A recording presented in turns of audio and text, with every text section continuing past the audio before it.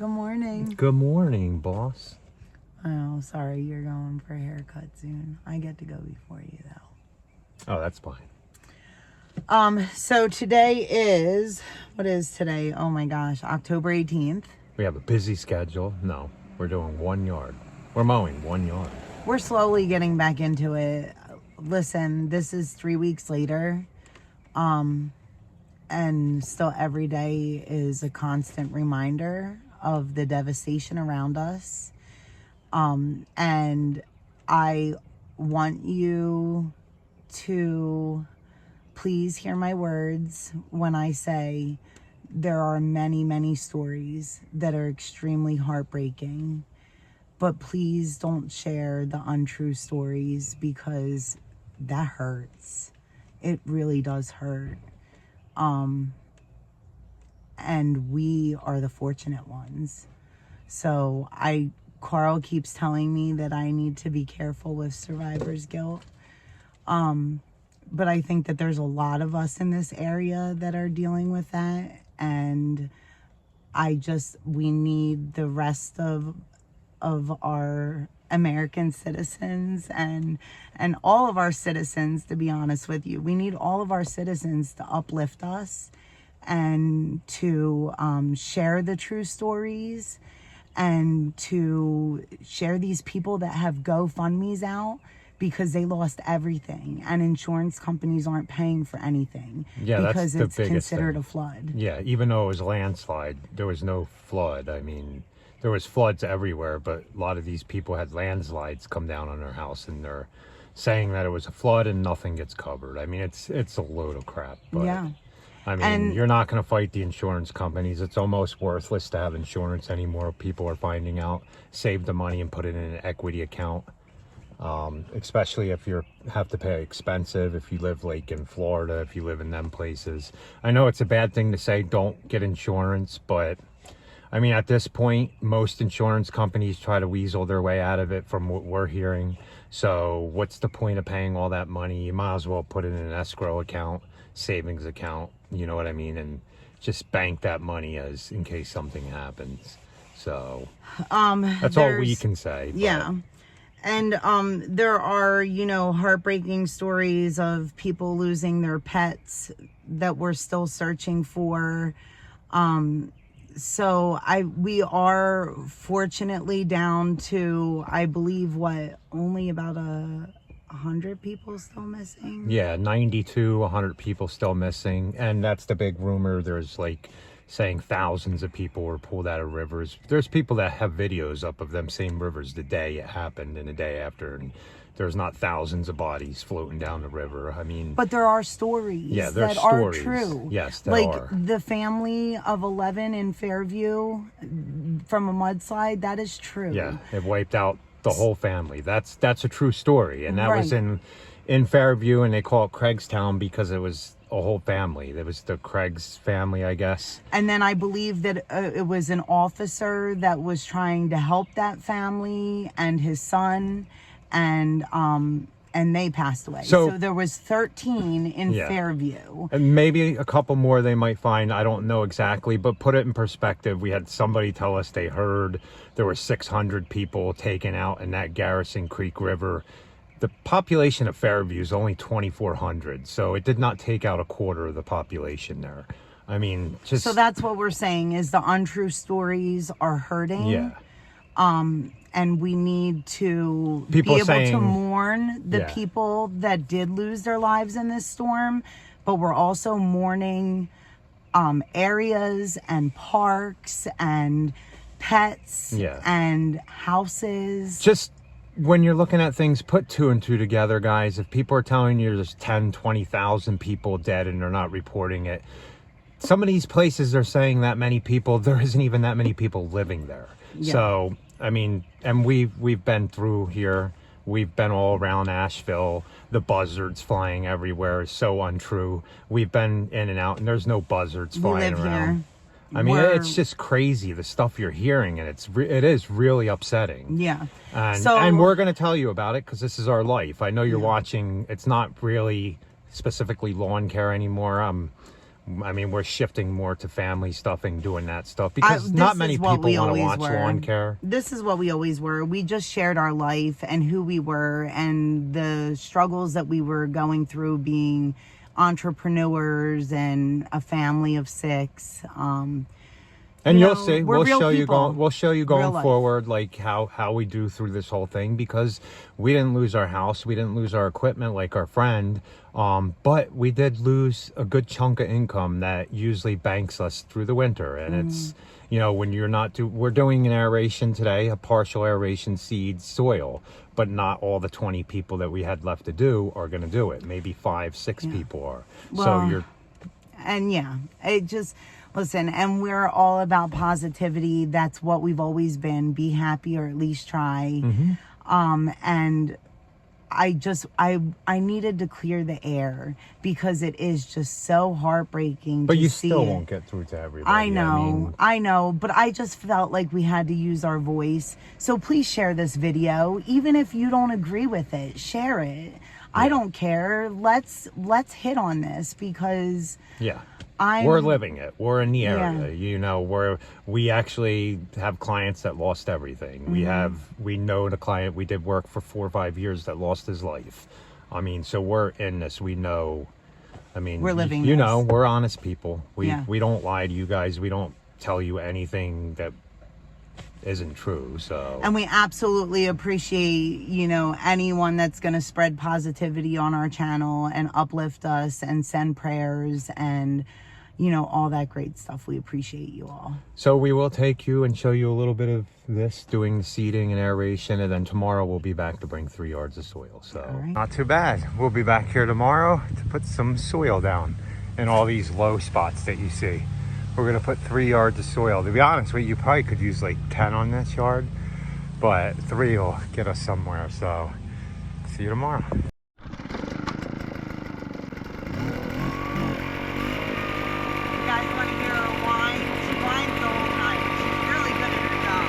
Yeah.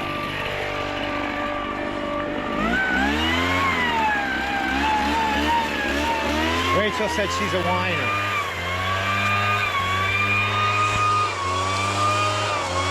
Okay, we're gonna get this done. Push the leaves over.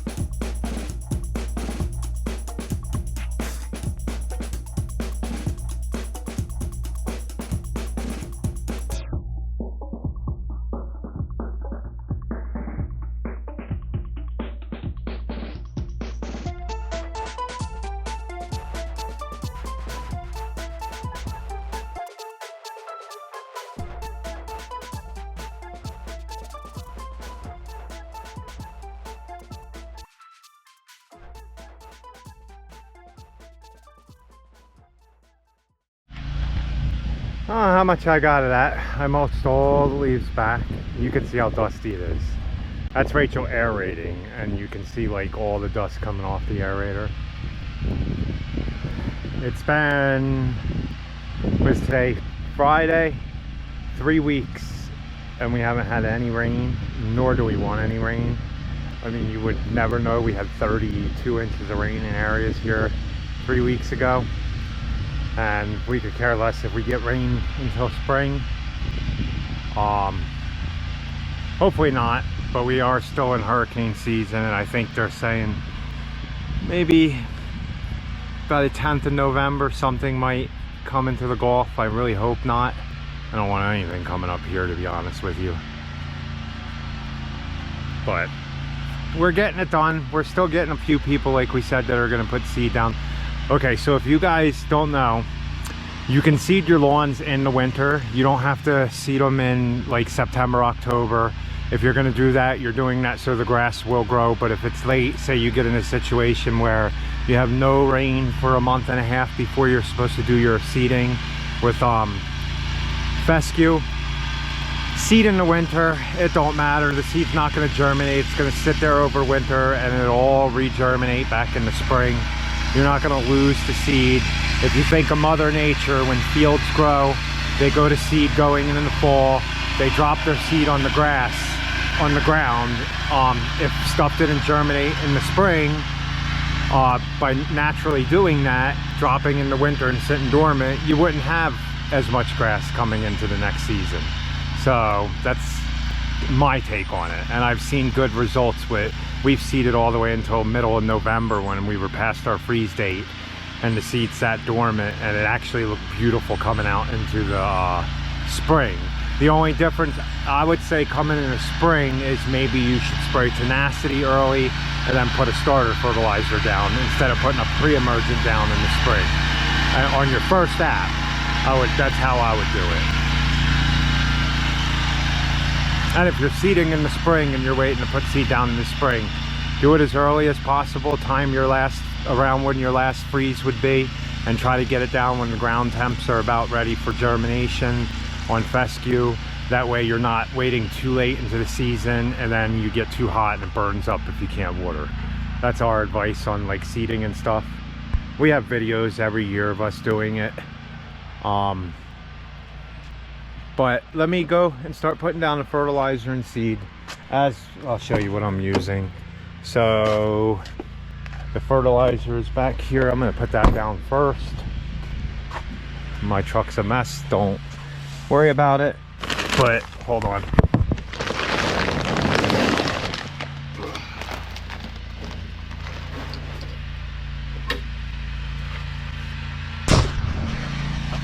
So if you watch this far in the movie, video, if you weren't scared off from our rant, if so, sorry to hear that, but that's how we feel, and we're gonna be honest. We're gonna be honest.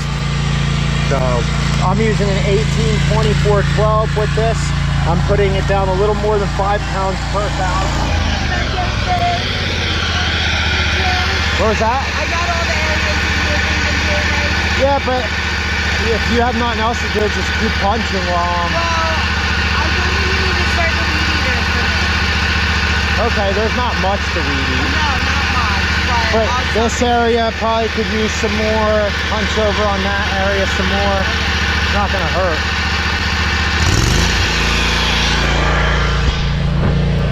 But here's what we're using, an 18-24-12. I'm gonna get the weed eater going for Rachel because it's a pain in the butt weed eater. As you know, I ran over my combi, broke the combi, so I'm using this little trimmer here. It doesn't have an air filter in it. Hasn't had an air filter in it for a while. It starts up and runs. It's not 100%, but it works for now. 91R. Man, if I gathered up my old weed eaters and put work into them, I'd have a whole bunch. But my opinion on these, you buy one of these for 400 bucks. If you're mowing 30-40 yards, it pays for itself easily in a year 10 times over, if not 100 times over. So, oh man, I was still recording. Okay, so if you want to know, this is a seed we use, Black Beauty. Best seed in my opinion for high area, and like we've always said when getting into seeding and stuff, you always go by what your local sod field's growing in your area. Try to find a small family sod field, but even the bigger ones, you can go and get the exact thing that they use. But this is what's in our seed, and it's always in our seed. And this is mixed for our area, she told me. So you can't just go online and buy Black Beauty. This is specifically mixed for them. Tested July 2024. It's got Future Tall Fescue, Tara Tall Fescue, Soft Blade Tall Fescue, Madison Kentucky Bluegrass, Solar Kentucky Bluegrass, and then other crop seed and stuff like that. So let me go ahead and put this down. So we're back out here. It's Monday, October 21st, 2024, obviously. We're putting the rest of the soil down you guys seen earlier in the video. We're gonna fill in these little gaps here because when they had trees removed, or they delivered a shed back there and it's sunk all through here. So we're mainly concentrating on these ruts that go back, and then some of the areas around the trees here. We already seeded, you guys seen, and fertilized. Then I'll take more seed and throw it on top of the dirt that's here, even though there's seed under it. And this is like a good organic topsoil. So, okay, I'll show you after we're done. About done here. Jared's about 3/4 of the topsoil down, and we'll get as far as we can. It was concentrated on doing just like right around this area. Wonder what kind of helicopter that is. Military, I think.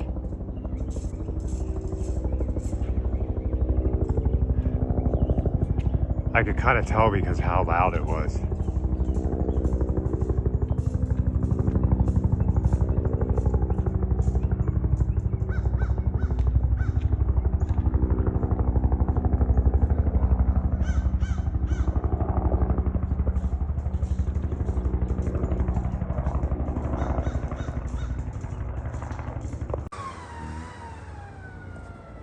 Look at the colors, they're already starting to change all through the mountains.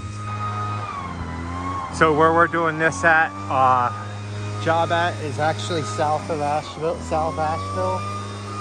a little bit north of, it might be considered Arden area, but it's South Asheville, probably about 5 miles away from Biltmore that way. But yeah, we've been working all over. We have work all over, all the way out to Swannanoa. I used to work in Black Mountain, but look, everything turned out pretty good. We did, like I said, we did seed this yesterday and put all the soil down today. Friday. And then, Friday we seeded this, put all the soil down, and then put more seed on top of the soil. And we're not supposed to get rain anytime soon. No, we haven't right. had rain in probably since the hurricane 3 days ago.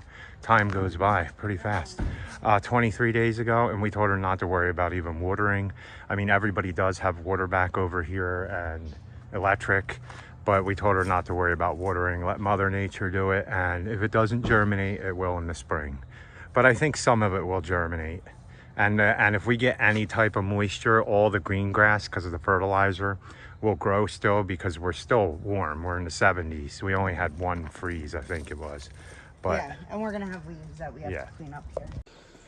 okay, you guys seen we finished that. Well, we started it on Friday and we finished it today on Monday, that lawn renovation that we did. So Yep. October 21st. yeah, and we do have more lawn renovations to do. Probably not, like I said, not as many as we were gonna have, but we do have some, so that's good. And we are going forward, probably gonna talk more about our journey through the whole recovery of this whole storm. We are going to take you as we're going out and doing work. We'll let you know what area we're in and what we're doing. Tomorrow, if you watch tomorrow's video, if you watch the next video, which will be after this one, we will be mowing our big property. I have to mow most of it because we need new spindles for the beast. Yeah. All 3 of them. Rachel and Jared. Rachel used a little 36 to do some, and then they're going to start pruning all the hydrangeas, all the monkey grass. We're going to start pruning and deadheading everything for this client. So Yeah. And we want to promote the rebuilding and the growing of Western North Carolina again. And there are 2 different links, and if I can find them, I'll hopefully remember to put them down in the bottom of this. But stores and shops around Western North Carolina that are out of their buildings right now for flooding or whatever reason, they are going to start selling online. And even like Hickory Nut Gap Farm, that's a farm here in this area, and that actually was pretty much devastated. They are still closed. They won't be opening back up until Turkey Thanksgiving sales. So they're right now selling gift cards, any way to support these small businesses that lost so much and that we're finding aren't having the insurance cover it. And we don't want to sound like broken records, but we want to help these people grow their business again. So if you're around Western North Carolina and you have a small business, just put it down below and we'll shout you guys out, and maybe we'll be able to visit and do some shopping there too. Or if you had tons of devastation and, you guys just need help spreading the word that you have a GoFundMe, please reach out to us. If you're in this area. We want to tell your stories. We want to try to reach as many people as possible to get the help that you need. So, yeah, guys, thanks for watching. Please like, comment, share it, and subscribe. And be happy. Or at least try, guys. Have a good night.